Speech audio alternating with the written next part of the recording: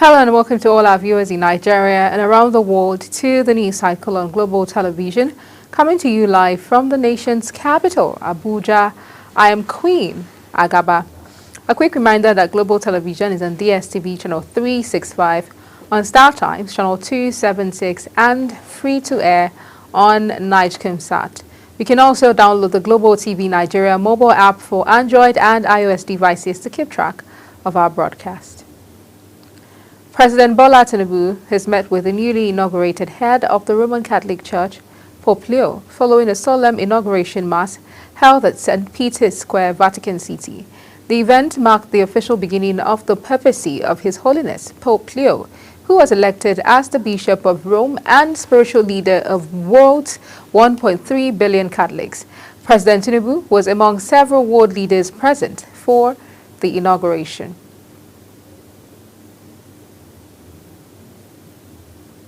The administrator of the Presidential Amnesty Program, Dennis Otuaro, has urged youths in the Niger Delta to promote peace, unity, and shared vigilance for the region's progress as the Jaw Nation marked this year's Boro Day celebration. Speaking at the event held to honor the legacy of late Ijaw freedom fighter Major Isaac Jasper Adaka Boro, Otuare emphasized the necessity of intellectual engagement and active participation in governance as modern tools for advocating resource control.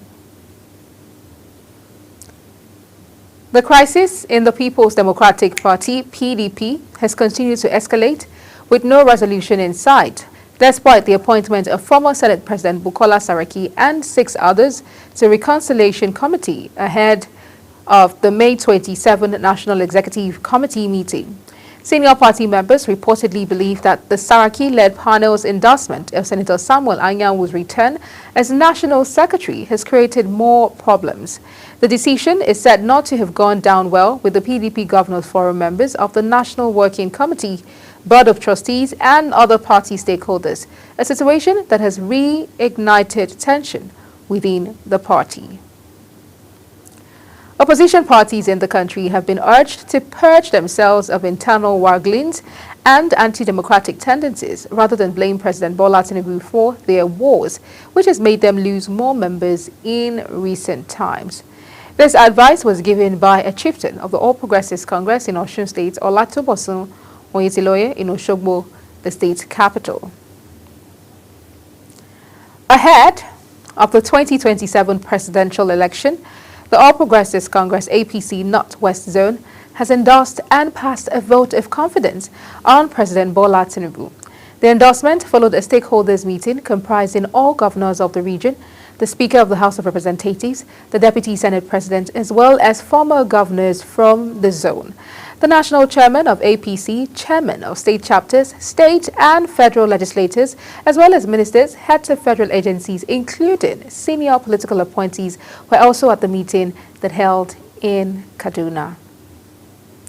Meanwhile, leaders and stakeholders of the All Progressives Congress APC in Yaba Local Council Development Area have demanded the conduct of a fresh chairmanship primary ahead of the July 12 local government elections.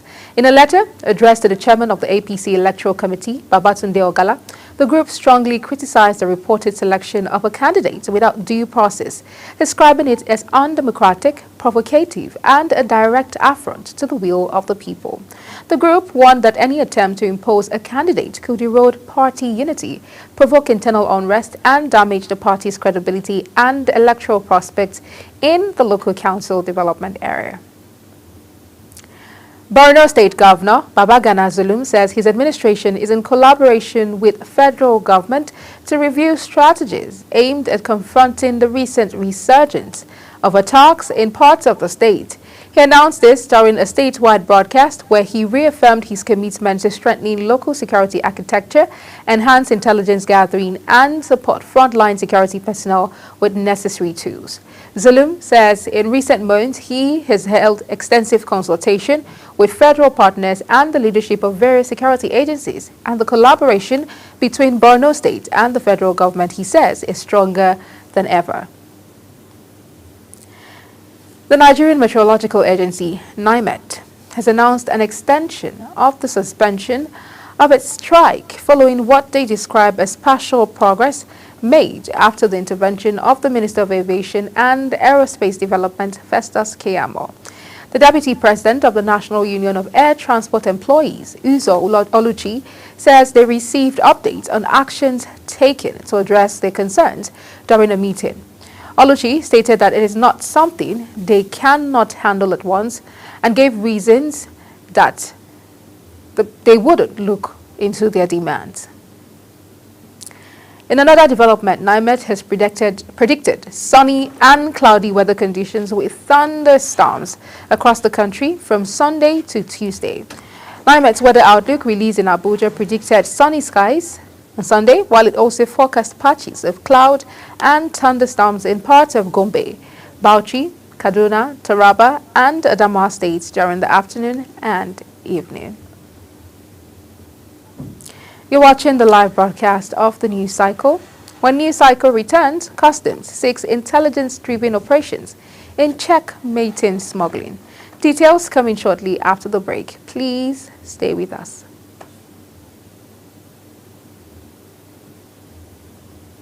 The world. Download the Global TV Nigerian mobile app for Android and iOS devices to watch global television real-time from around the world. What are you waiting for? Start downloading and stay connected to global television. Many thanks for staying with us. In business, the Federal Operations Unit, Zone A of the Nigeria Customs Service Ikeja, has warned importers and clearing agents against false declaration as the command tightens the news through intelligence-driven operations.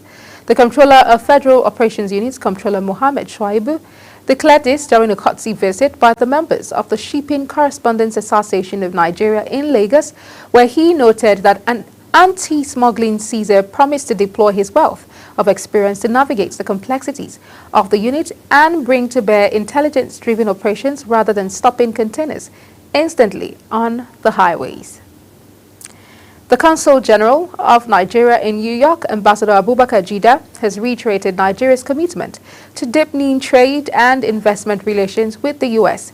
He stated this while speaking at the 14th Annual Trade and Investment Summit hosted by the Nigeria-USA Chamber of Commerce in Cleveland, Ohio. Jida encouraged American investors and the Nigerian diaspora to tap into Nigeria's evolving investment landscape shaped by far-reaching reforms under President Bola Tinubu's renewed hope agenda. Deputy Speaker of the House of Representatives, Honorable Benjamin Kalu, has called for the formulation of deliberate economic policies to drive national growth. He made the call in Abuja while receiving the Presidential Economic Advisory Council, Presidential Foreign Intervention Promotion Council, led by its Director General, Prince Adeniyi Adeyabi. Here is the report.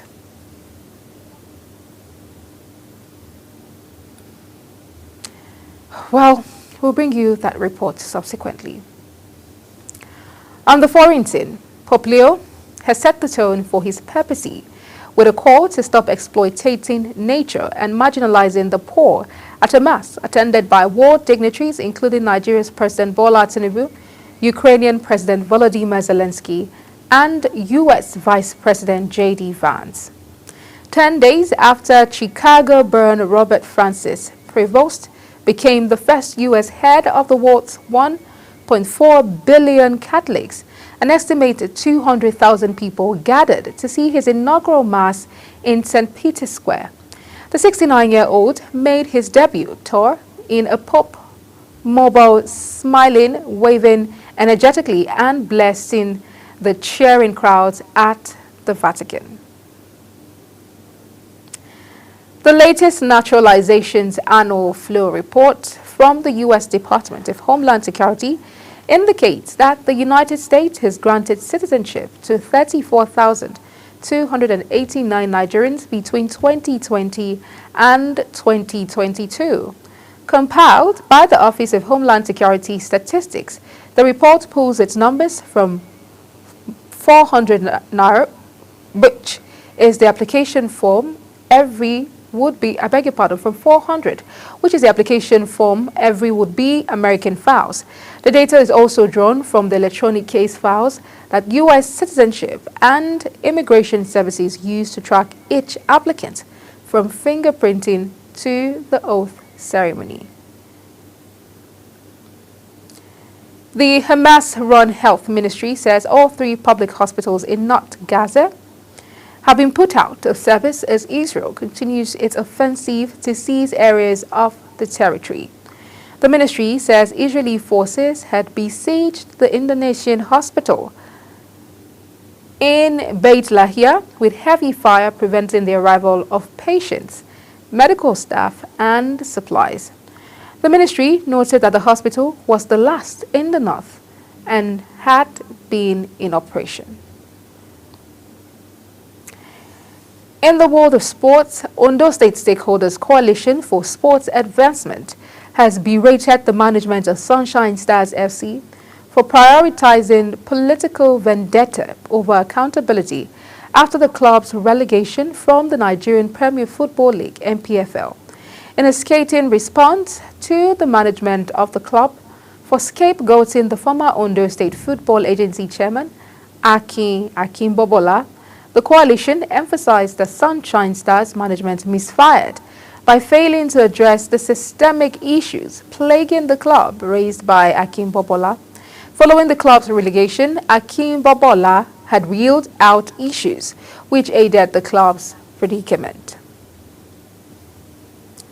Victor Osimhen has set his sights on clinching the Turkish Super League trophy to complete a historic domestic double with Galatasaray following the emphatic Turkish Cup triumph. The last time Simbam won the Super League and Turkish Cup double was in 2018 and 2019 season. And that's it on Global TV News Cycle. A quick reminder that Global Television is on DSTV channel 365, on StarTimes channel 276, and free-to-air on Nigecomsat. Kindly follow us across all social media platforms using @GlobalTVNG and other handles now showing on your screen. You can also download the Global TV Nigeria mobile app for Android and iOS devices to keep track of our broadcast.